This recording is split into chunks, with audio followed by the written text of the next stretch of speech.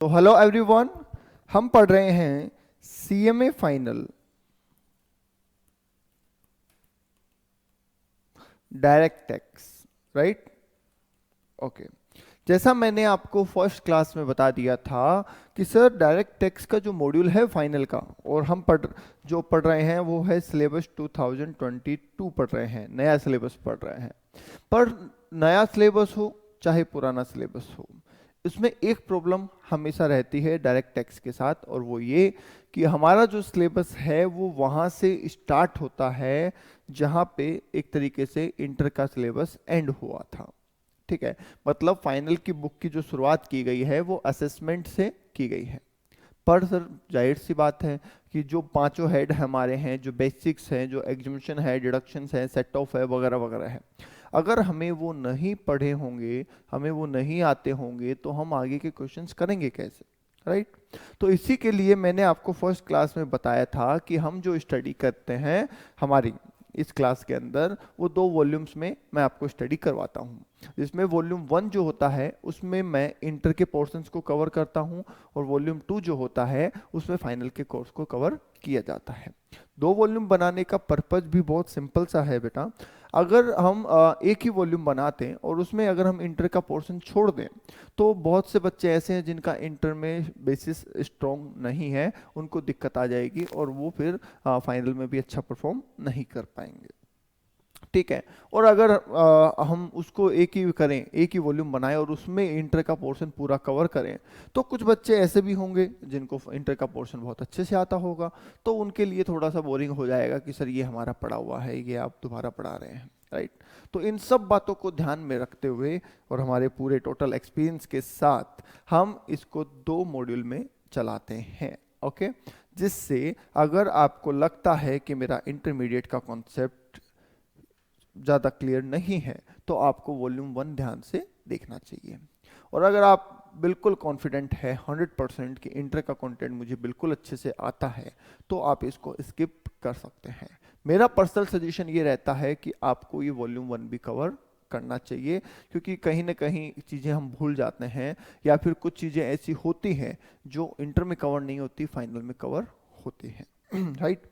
Okay, तो चलिए शुरू कर रहे हैं हम वॉल्यूम 1। ठीक है। अब वॉल्यूम 1 में सर क्या क्या चीजें हम पढ़ेंगे और किस किस लेवल पे पढ़ेंगे, वो मैं थोड़ा सा आपको पहले बता देता हूं। देखिए, पहले आता है हमारा टैक्स का बेसिक्स, ठीक है, एंड रेजिडेंशियल स्टेटस, ठीक है। ओके। दूसरा फिर आता है सर हेड्स ऑफ इनकम, फिर आते हैं हेड्स ऑफ इनकम। तीसरी चीज इसमें आती है sir set of losses. Next आता है क्लबिंग ऑफ इनकम। नेक्स्ट आता है clubbing of income. And next आता है sir deductions from GTI. Okay, deductions from GTI.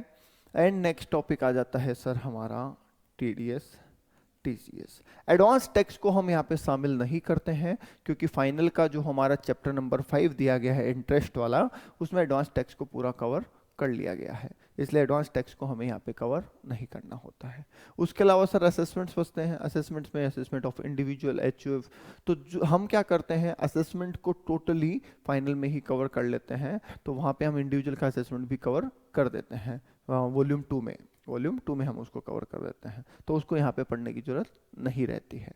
तो यहाँ पे जो पढ़ने की जरूरत रहती है बेटा, वो ये कुछ टॉपिक्स पढ़ने की जरूरत रहेगी। अब सर इनको हम पढ़ेंगे कैसे, तो उसको जानिए सर। सर बेसिक और रेजिडेंशियल स्टेटस, आप सबसे पहले एक बात ध्यान से देखिए, किसी भी टॉपिक को, किसी भी चैप्टर को कम समझने की गलती बिल्कुल ना करें, ठीक है? ओवर कॉन्फिडेंस में बिल्कुल ना आए कि मैं तो भैया तो रमखा हूँ, मैं तो 30 मार खा हूँ, और ये सब इंटर का तो मुझे आता है सर, ये टाइम पास करने की जरूरत नहीं है। बिल्कुल नहीं भैया, बिल्कुल इसमें और कॉन्फिडेंस की बिल्कुल भी जरूरत नहीं है, ठीक है? क्योंकि अच्छा कोई ये कहे कि सर इनमें से क्वेश्चन थोड़ी आएंगे, जब फाइनल का सिलेबस है इतना बड़ा, उसी में से आ जाएंगे, तो ये भी आपकी गलतफहमी होगी। इसमें से काफ़ी अच्छे क्वेश्चंस आते हैं, काफ़ी अच्छे क्वांटम में क्वेश्चन आते हैं। अगर मैं स्पेसिफिकली भी बात करूं कि पर्टिकुलर इसी में से ही क्वेश्चन आए, तो भी आप मान के चलिए 35 से लेके 45 नंबर के क्वेश्चन इसी में से आते हैं। पता है, लास्ट अटेम्प्ट में रेजिडेंशियल स्टेटस का क्वेश्चन आया था 8 से 9 मार्क्स का। समझ रहे हैं आप? ठीक है, तो इसलिए किसी भी चीज को कमजोर ना समझे, हर चीज आपकी स्ट्रांग होनी चाहिए। ठीक है, तो पहला सुनिए, बेसिक्स और रेजिडेंशियल स्टेटस को हम समराइज वे में पढ़ेंगे। समराइज वे में पढ़ेंगे। समराइज वे में पढ़ने का मतलब है कि मैं आपको इसका जैसे रिवीजन करवाते हैं वैसे इसके प्रोविजंस बता दूंगा, इसमें क्या क्या चीज़ें हैं वो बता दूंगा, और फाइनली 2 क्वेश्चन इसके हम आपको करवा देंगे प्रैक्टिकल। ठीक है, यहाँ पे जो प्रैक्टिकल क्वेश्चन है वो इस तरीके के नहीं आते हैं। ये हम थोड़ा सा, हमको बोलता ना, एक कॉमन सेंस, थोड़ी होशियारी करनी पड़ेगी कि यहाँ पे क्वेश्चन ऐसा नहीं आता कि किसी पर्टिकुलर पर्सन का रेजिडेंशियल स्टेटस निकालिए, ऐसा नहीं आता है। हाँ, कौन सी इनकम किसके लिए टैक्सेबल है, जो हम एक टेबल बनाते हैं ना रेजिडेंशियल स्टेटस में, उसके ऊपर क्वेश्चन इसमें जरूर पूछे जाते हैं। तो वो बेवकूफ़ी नहीं करनी है कि हम 10 लोगों का स्टेटस निकाल रहे हैं। ठीक है, वो तो आप जब प्रोविजन पढ़ रहे हैं तो ठीक है, और निकाल अपना आपको आता है वो स्टेटस निकालना आपको, तो वो नहीं करना है। तो उस टाइप के टेबल वाले 2 क्वेश्चन इसमें मैं आपको करवाऊंगा। उसके बाद आ जाइए सर हेड्स ऑफ इनकम में। हेड्स ऑफ इनकम में क्या है सर? तो सुनिए सर, हेड्स ऑफ इनकम के अंदर क्या बोला गया है, ध्यान से देखिएगा। सर हेड्स ऑफ इनकम में आप जानते हैं कि 5 हेड हमारे पास रहेंगे। ठीक है, कम इंपॉर्टेंट ज़्यादा इंपॉर्टेंट ऐसा तो कुछ नहीं है, पर फिर भी सैलरी और एचपी जो चैप्टर है ये सिर्फ ओवरव्यू के लिए है। ठीक है, ये सिर्फ ओवरव्यू के लिए हैं, इसमें हमें बहुत ज़्यादा डिटेल में नहीं जाना है। ठीक है, तो सर इसमें हम क्या करेंगे, इसमें सर हम ये करेंगे कि इसका हम आपको ओवरव्यू देंगे। ठीक है, ओवरव्यू में जो चीज़ें नॉर्मल बताने वाली है वो नॉर्मल बता देंगे। कुछ फैसिलिटी जैसे कि कार फैसिलिटी है, ठीक है, एक एग्जांपल बता रहा हूँ अभी आपको मैं, कार फैसिलिटी है, आरएफए फैसिलिटी है, रेंट फ्री एकोमोडेशन, ऐसी कुछ फैसिलिटी जो है वो आपको क्या करवा दी जाएगी, थोड़ी सी डिटेल में करवा दी जाएगी। Right, okay. उसके बाद सर इसमें से हम आपको 2 से 3 बड़े क्वेश्चन, बिग क्वेश्चंस आपको करवा दिए जाएंगे, जिससे कि प्रैक्टिस हो जाए आपकी कि सैलरी का क्वेश्चन सॉल्व कैसे होता है। ठीक, ये भी ओवरव्यू में जाएगा, और इसके भी 2 क्वेश्चंस आपको करवा दिए जाएंगे। ठीक है, इसके भी 2 क्वेश्चंस आपको करवा दिए जाएंगे। ठीक है, 2 क्वेश्चन बहुत होते हैं, मैं कहता हूं अगर आप बिना देखे 2 क्वेश्चन सोल्व कर लेते हैं तो पूरा चैप्टर ओवर होता है उसमें, और हम जो क्वेश्चन लेंगे उस तरीके के लेंगे जो बड़े ही डिटेल में आ जाए। उसके बाद आ जाइए सर आगे, BNP, capital gain and other sources. इनको हम सर डिटेल में पढ़ेंगे, इनको हम डिटेल में पढ़ेंगे। ठीक है, क्योंकि बीएनपी और कैपिटल गेन दोनों ऐसे चैप्टर हैं 15 से 20 मार्क्स इंडिविजुअली कवर करते हैं फाइनल के अंदर भी, तो इनको आपको डिटेल में पढ़ना बेहद जरूरी है। ठीक है, और इसके भी कम से कम आप मान के चलिए हर चैप्टर के 4 क्वेश्चंस फॉर ईच चैप्टर, ये मैं मिनिमम बता रहा हूँ, हो सकता है मैं 4 की जगह 5 करवा दूँ, 6 करवा दूँ, वो डिपेंड करेगा आप देखते हुए कि आपको कितना क्या समझ में आ रहा है। बाकी 4 क्वेश्चंस इसके हम कराएंगे बीएनपी और कैपिटल गेन के। अदर सोर्स में इतना डिटेल में जाने की जरूरत नहीं पड़ेगी। ठीक है, तो इसको हम ओवरव्यू में ले लेंगे और 2 क्वेश्चंस इसके ऊपर आपको करवा देंगे। ठीक है, ओके, आइए आगे चलते हैं। नेक्स्ट क्या कह रहा है सुनिए। नेक्स्ट आ जाइए set of and clubbing. Set of and clubbing में आपको ओवरव्यू की जरूरत पड़ेगी। सेट ऑफ एंड क्लबिंग में आपको ओवरव्यू की जरूरत पड़ेगी, और इस पे आपको 2-2 क्वेश्चंस हम जरूर करवाएंगे। ठीक है, and next one is deductions, ये आपको डिटेल में यहाँ पे थोड़ा सा पढ़ना होगा। ठीक है, और इसमें हम 4 से 5 क्वेश्चन कवर करेंगे। समझ पा रहे हैं या?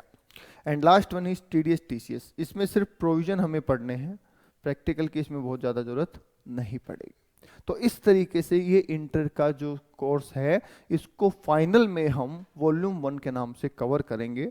अप्रोक्स इसमें आप मान के चलिए 40 लेक्चर्स तो लगेंगे ही लगेंगे, ठीक है। 40 to 45 लेक्चर इसमें हमारे जाएंगे, पर कोई प्रॉब्लम नहीं है, मैं तो पढ़ाने को तैयार हूँ, आप पढ़ने को तैयार हैं वो आप मन बना लीजिए। तो ये हम इसमें कवर करेंगे, ठीक है। क्योंकि देखिए अगर आपको वन टाइम में पास होना है तो किसी प्रकार की रिस्क आपको नहीं लेनी चाहिए, ओके।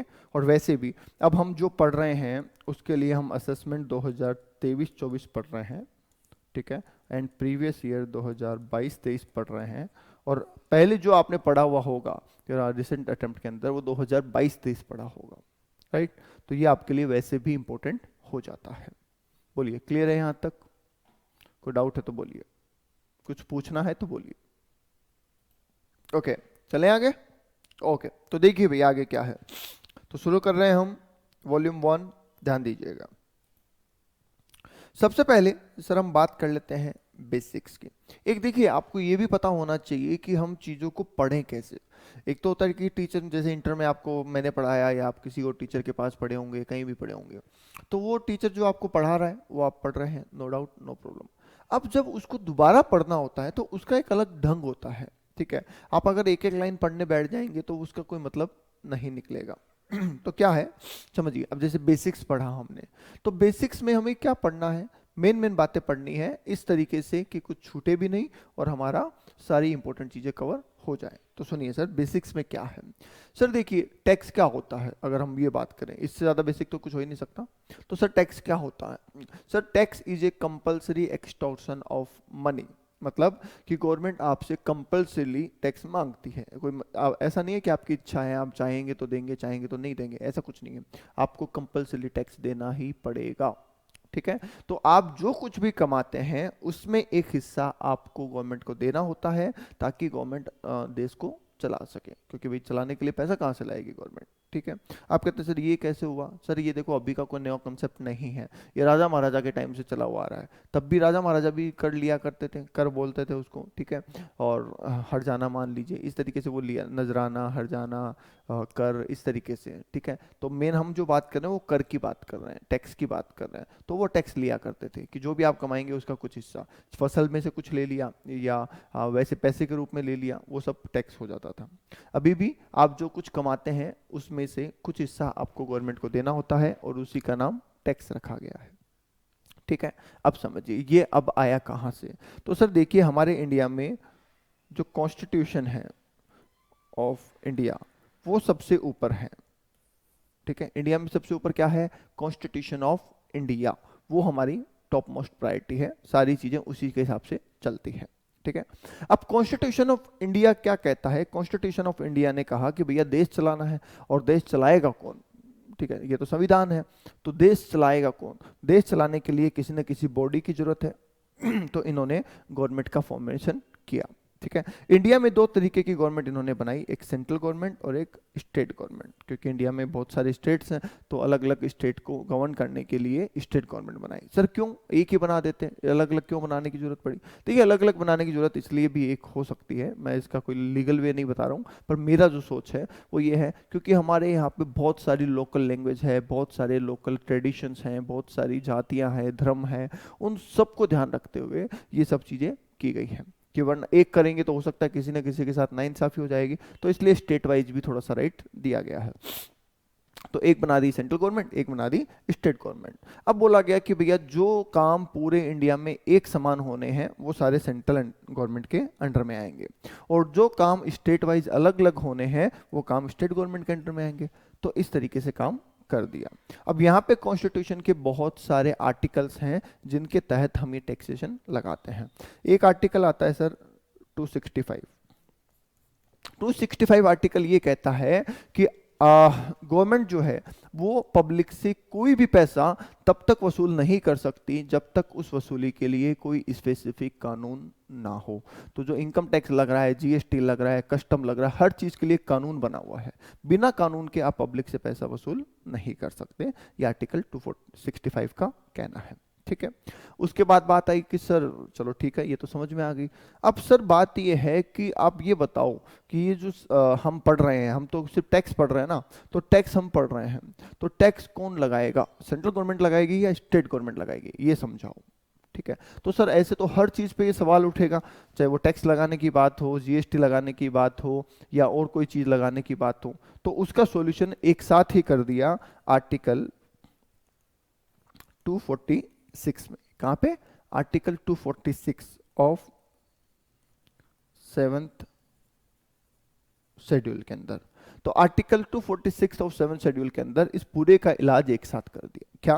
इन्होंने बोला देखो बार बार ये झगड़ा ना हो, तो हम क्या करते हैं, आपको 3 लिस्ट बना देते हैं। पहली लिस्ट बनाई गई यूनियन लिस्ट, ठीक है, जिसमें जितने काम लिखे गए हैं, जितने राइट्स दिए गए हैं, सब किसको दिए गए? सेंट्रल गवर्नमेंट को दे दिए। दूसरी लिस्ट बनाई गई सर स्टेट लिस्ट, और इस लिस्ट में जितने भी काम लिखे हैं वो सारे स्टेट गवर्नमेंट को दे दिए गए। ठीक है। तीसरी जो लिस्ट बनाई गई वो बनाई गई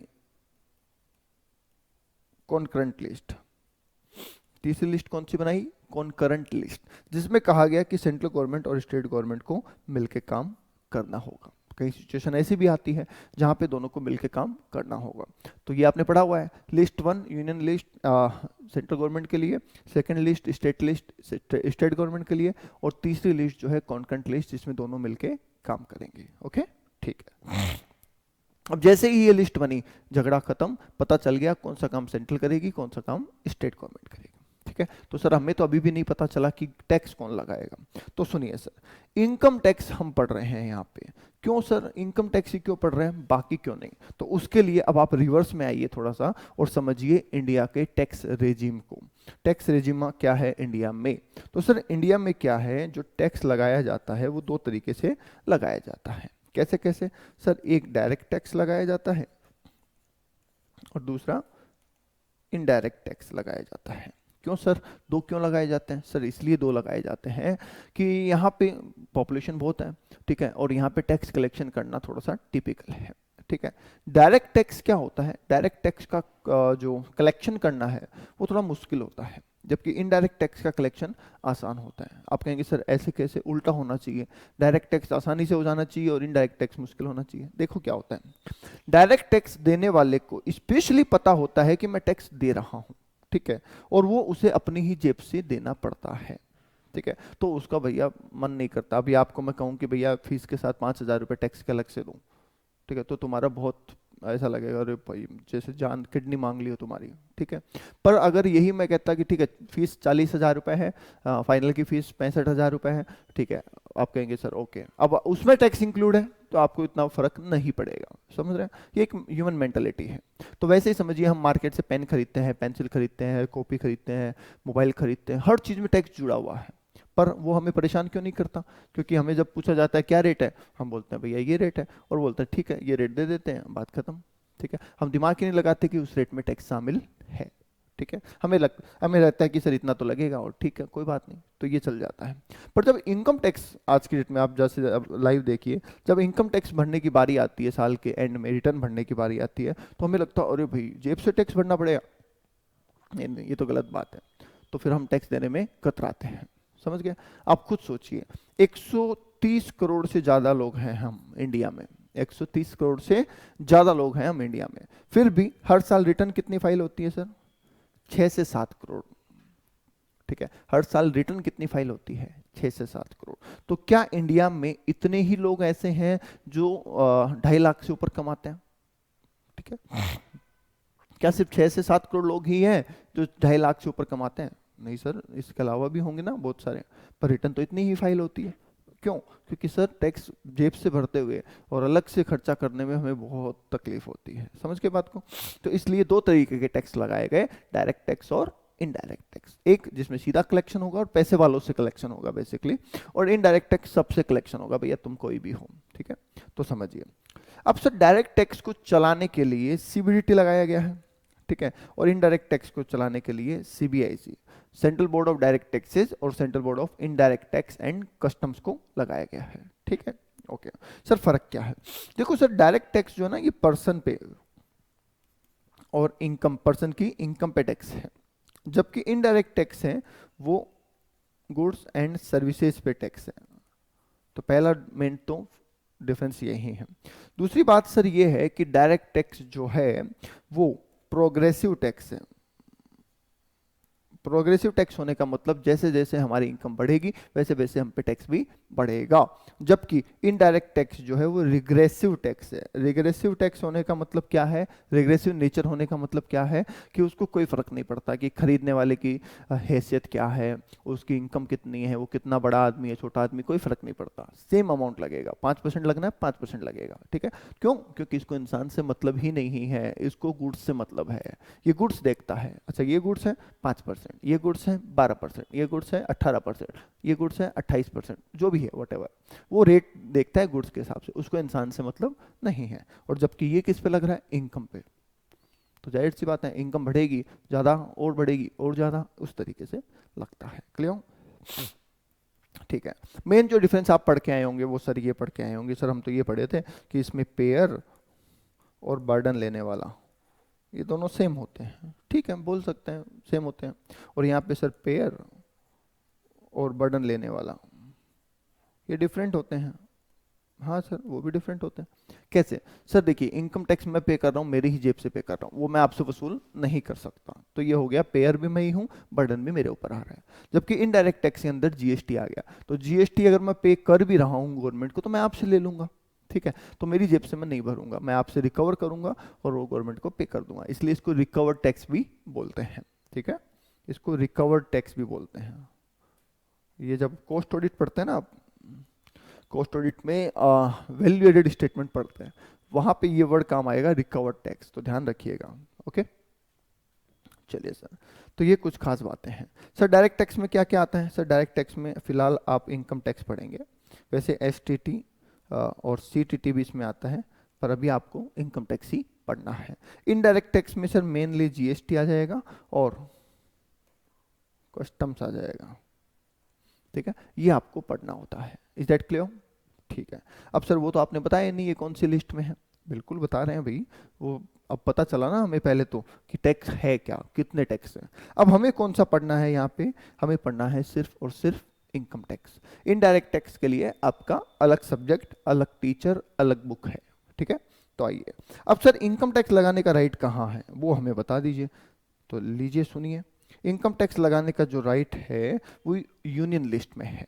इनकम टैक्स लगाने का राइट कहाँ डाला गया है सर? यूनियन लिस्ट में डाला गया है। और यूनियन लिस्ट कोई छोटी मोटी लिस्ट तो है नहीं, तो यहाँ पे बहुत सारे काम लिखे हैं, उसमें से एंट्री नंबर 82 पे इनकम टैक्स लगाने का राइट सेंट्रल गवर्नमेंट को दिया गया है, ठीक है। पर ध्यान दीजिएगा स्टेट गवर्नमेंट भी पीछे नहीं है। एग्रीकल्चर इनकम जो होगी, ठीक है, एग्रीकल्चर इनकम जो होगी उस पे टैक्स लगाने का जो राइट है वो स्टेट गवर्नमेंट को दिया गया है, और उसके लिए एंट्री नंबर 46 का इस्तेमाल किया गया है, ठीक है। सर ऐसा क्यों? इनकम टैक्स का पावर जब सेंट्रल गवर्नमेंट को दिया तो फिर ठीक था ना। सर देखिए क्या है, हमारे इंडिया में जितने भी स्टेट्स हैं हर स्टेट में खेती नहीं होती है, कुछ स्टेट्स ऐसे हैं जहाँ पे खेती ज़्यादा होती है, कुछ स्टेट है जहाँ पे बहुत कम होती है, ठीक है। तो अगर सेंट्रल गवर्नमेंट टैक्स लगाएगी तो वो तो एक जैसा लगा देगी। तो सर जिन स्टेट्स में खेती नहीं होती वहाँ से तो बिल्कुल टैक्स नहीं आएगा, और जहाँ पे खेती होती है वहाँ से बहुत ज़्यादा टैक्स आ जाएगा, तो इसलिए स्टेट गवर्नमेंट को दे दिया, बोलो भैया आपके हिसाब से आप लगा दीजिए। बट एट प्रेजेंट इस पे बहस करने की कोई ज़रूरत नहीं है, क्योंकि इंडिया में एग्रीकल्चर इनकम एग्जम्प्टेड है, ठीक है। आप कहेंगे सर एग्जम्प्टेड है तो फिर ये राइट बताने की जरूरत क्या थी? अरे भाई सब चीज़ पता तो होनी चाहिए, आज एग्जम्प्टेड है कल को टैक्स लग गया तो, ठीक है। तो आपको पता होना चाहिए एंट्री नंबर 82 और entry number 46 of state list के बारे में। 82 है यूनियन लिस्ट का और 46 है स्टेट लिस्ट का। Okay, is that clear? Okay, तो चलिए सर आगे बढ़ते हैं।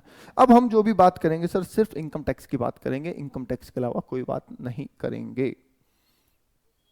ओके, तो बढ़िया आगे। तो सर अब हम बात करने वाले हैं इनकम टैक्स कैलकुलेशन। अब इनकम टैक्स की कैलकुलेशन करने के लिए आपको 6 चीजों को पढ़ना होता है, ये आप इंटर में बहुत अच्छे से पढ़ के आए होंगे, फिर भी मैं तो ये मान के चलता हूं कि आपको इंटर का कुछ भी नहीं आता है, ठीक है। अब कुछ भी नहीं आता तो कुछ तो बताना पड़ेगा, तो सुनिए भाई, सबसे पहले आपको पढ़ना होगा income tax act 1961। Income tax act 1961 को हमें डिटेल में पढ़ना होता है। हम इंटर फाइनल में जो कुछ भी पढ़ रहे हैं वो सब कुछ इनकम टैक्स एक्ट का ही पढ़ रहे हैं, ठीक। इसके अंदर सर क्या है, देखिए सर इसके अंदर बहुत सारे प्रोविजंस हैं रिगार्डिंग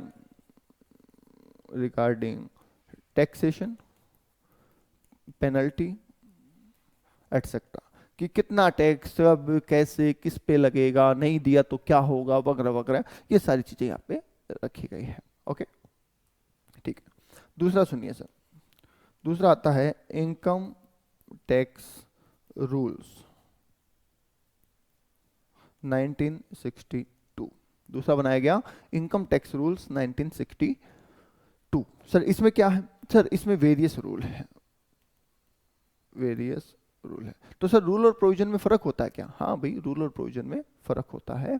देखिए प्रोविजन ज़्यादा कॉम्प्लिकेटेड, मतलब ज़्यादा अथेंटिकेटेड होते हैं या ज़्यादा प्रोसेस से गुजर के बनते हैं, ऐसा कह सकते हैं अपन। बहुत लंबी प्रोसेस से गुजर के प्रोविजंस बनते हैं। पार्लियामेंट्री असेंट की जरूरत होती है, मतलब लोकसभा और राज्यसभा और प्रेसिडेंट तीनों की असेंट मिलेगी तब जाके प्रोविजन बनता है। जबकि जो रूल्स हैं वो सेंट्रल गवर्नमेंट बना सकती है, ठीक है, सेंट्रल गवर्नमेंट रूल्स बना सकती है, तो इसलिए इसका पावर थोड़ा सा कम रहता है। सर रूल की जरूरत क्या पड़ी? देखिए रूल की जरूरत बहुत सिंपल सी बात है। अगर हम एक ही बुक के अंदर सब चीज़ें डाल देंगे तो वो बुक काफ़ी कॉम्प्लेक्स हो जाएगी। जैसे अभी मानिए आपकी बुक है, 8 सब्जेक्ट हैं आपके, 8 सब्जेक्ट अलग अलग हैं। सोचो अगर एक ही बुक होती और एक ही सब्जेक्ट होता और उसमें 8 का कंटेंट होता तो क्या कॉम्प्लेक्स हो जाता? बिल्कुल कॉम्प्लेक्स हो जाता सर। तो वैसे ही इजी करने के लिए आपके सिलेबस में फिर सब्जेक्ट बनते हैं, सब्जेक्ट में फिर चैप्टर्स बनते हैं, चैप्टर में फिर टॉपिक बनते हैं, इजी करने के लिए। तो वैसे ही क्या हुआ कि भाई जो प्रोविजन बनाने थे वो इनकम टैक्स एक्ट में बना दिए। अब सर प्रोविजन में कुछ चीज़ें ऐड करनी थी कि सर लिस्ट डालनी है। जैसे मानिए हमने कहा एटीयू पढ़ा हुआ हमने, है ना, एटीयू पढ़ा है, ठीक है, एटीडीडी भी पढ़ा है। उनमें हमने बहुत जगह पढ़ी स्पेसिफाइड बीमारियां, कि स्पेसिफाइड डिजीज, कि ये बीमारियों की लिस्ट है, अगर इसमें से कुछ है तो आपको डिडक्शन मिल जाएगी। अब सर मानिए उन बीमारियों में कौन कौन सी बीमारियां आती हैं, ठीक है। अब अगर ये भी हम प्रोविजन में डालते तो पहली बात तो प्रोविजन बहुत कॉम्प्लेक्स लगता, उसमें बहुत सारा कंटेंट हो जाता। दूसरी बात उसमें चेंज करना बहुत टिपिकल हो जाता। तो हमने क्या किया, वो सारी बीमारियों की लिस्ट उठाई और उठा के रूल में ले जाके उसको पटक दिया। वहाँ पे एक रूल बना दिया, रूल 3A बना दिया, ठीक है, रूल 3A में बीमारियां डाल दी। अब हमें अगर कल को इसमें से कोई बीमारी हटानी है या नई बीमारी जोड़नी है तो बहुत आसान है और आसानी से हम उसमें अमेंड कर सकते हैं। प्लस ये हमारे प्रोविजन को कॉम्प्लेक्स भी नहीं करेंगे। प्रोविजन में सिर्फ हम इतना लिख देंगे एज पर रूल 3A। क्या लिख दिया?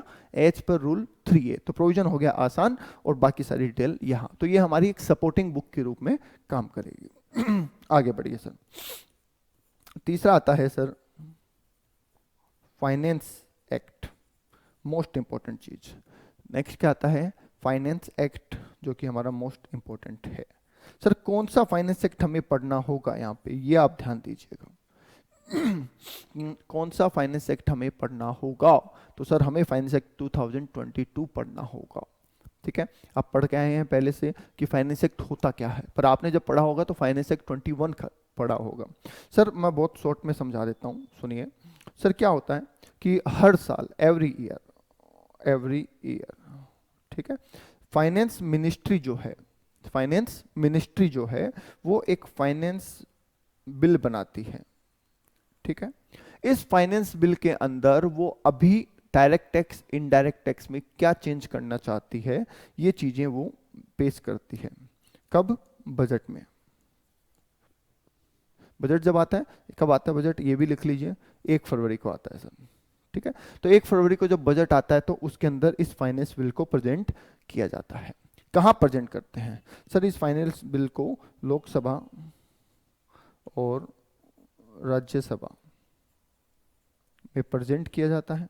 और जब जैसे ही ये बिल लोकसभा और राज्यसभा में पास होता है, ठीक है, देखो जैसा प्रेजेंट किया एज इट इज भी पास हो सकता है और कुछ अमेंडमेंट के साथ भी पास हो सकता है। जैसे ही ये बिल यहाँ पे पास हो जाता है तो इसको फर्स्ट सिटीजन ऑफ इंडिया, कौन है भाई first citizen of India?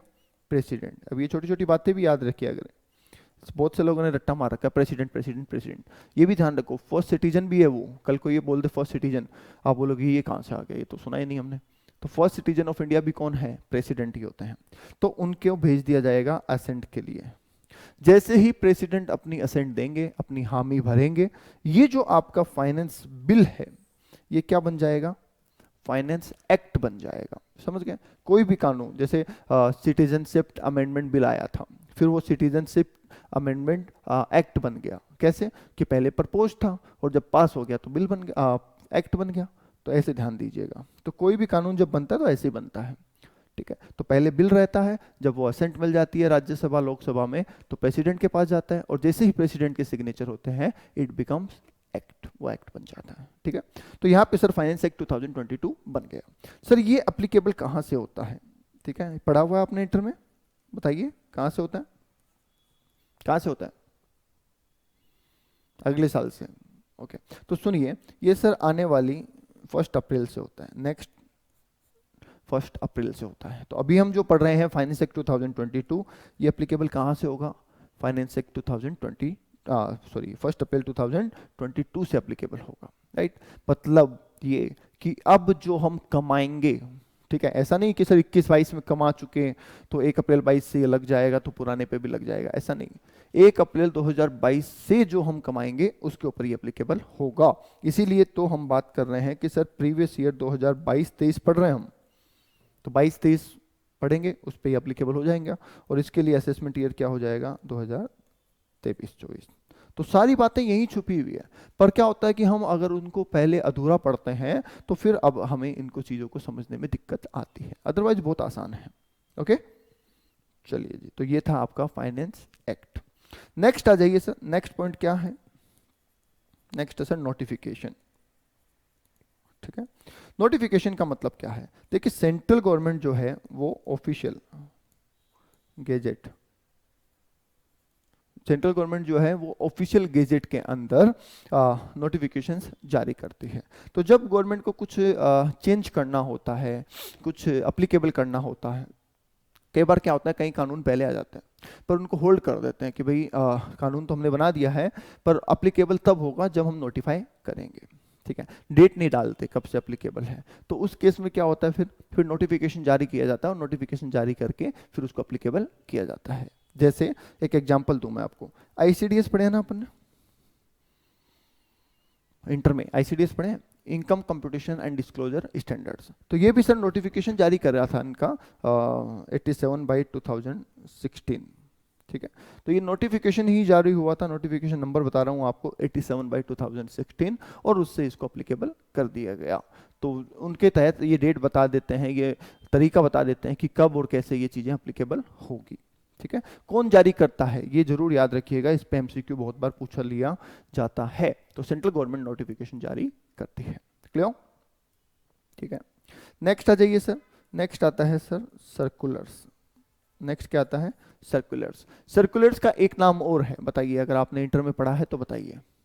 Circulars का एक नाम और होता है, क्या होता है सर? सर्कुलर का एक नाम होता है क्लैरिफिकेशंस। क्या होता है? क्लैरिफिकेशंस।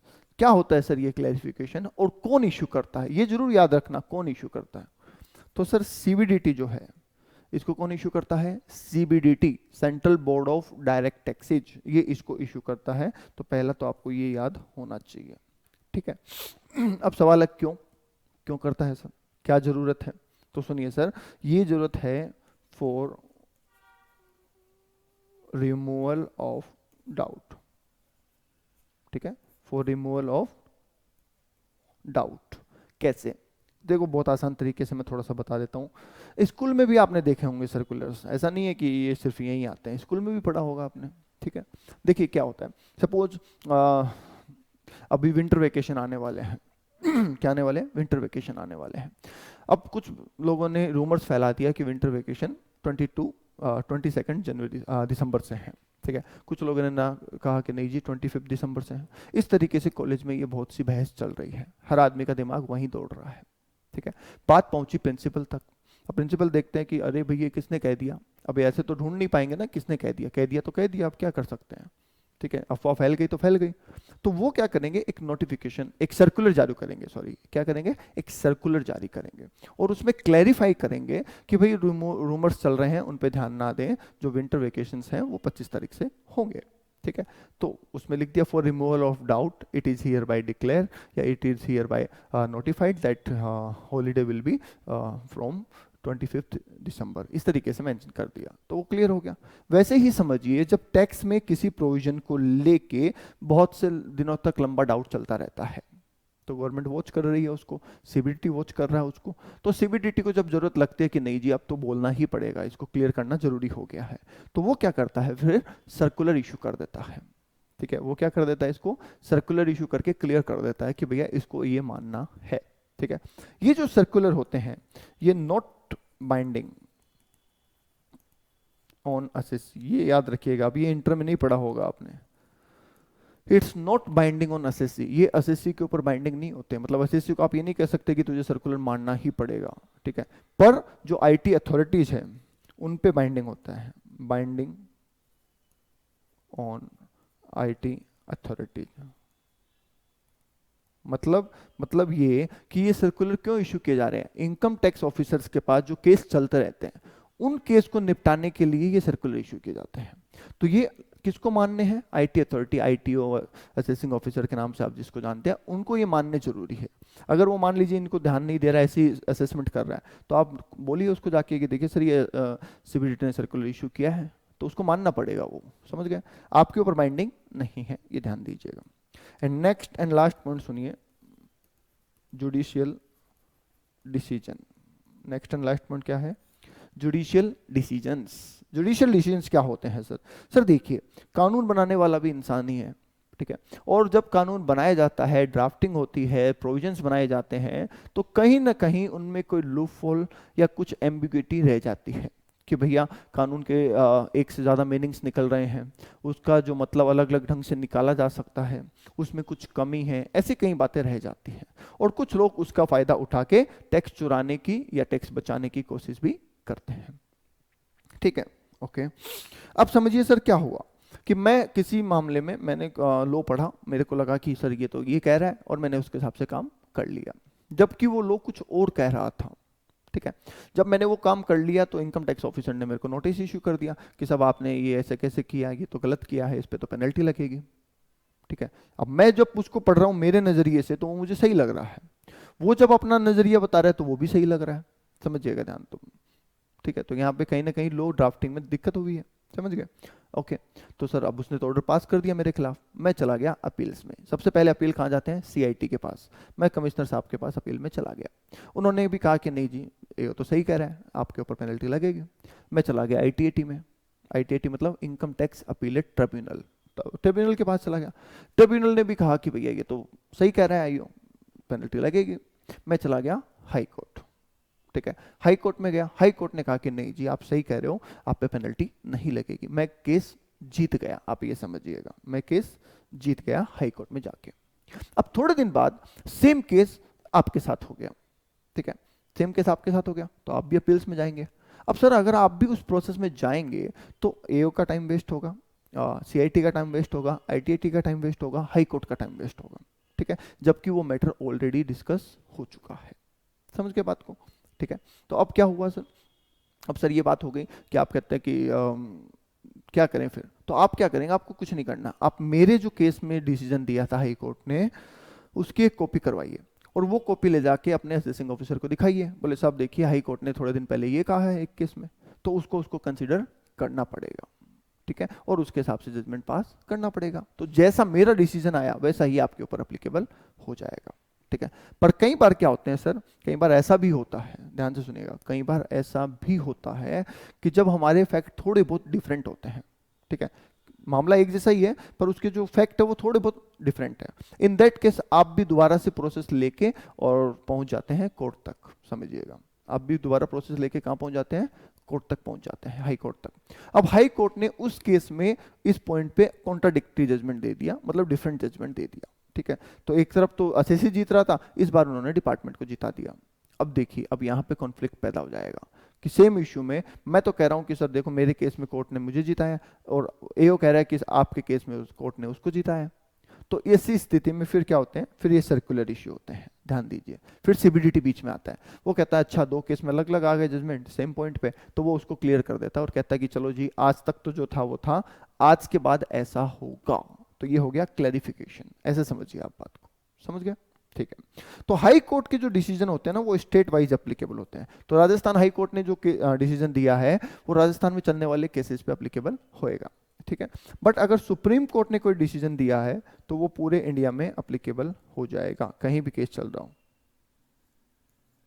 ठीक है, वो पूरे इंडिया में एप्लीकेबल हो जाएगा। तो सुप्रीम कोर्ट का जो डिसीजन, मान लीजिए हाई कोर्ट के आगे हम सुप्रीम कोर्ट में पहुंच गए, जैसे अभी 2 मामले बताए, इसी मामले में वो एसएससी हाई कोर्ट में सुप्रीम कोर्ट में चला जाता, तो फिर सुप्रीम कोर्ट जो कह देता वो पूरे इंडिया में एप्लीकेबल हो जाता। समझ गए बात को? यस।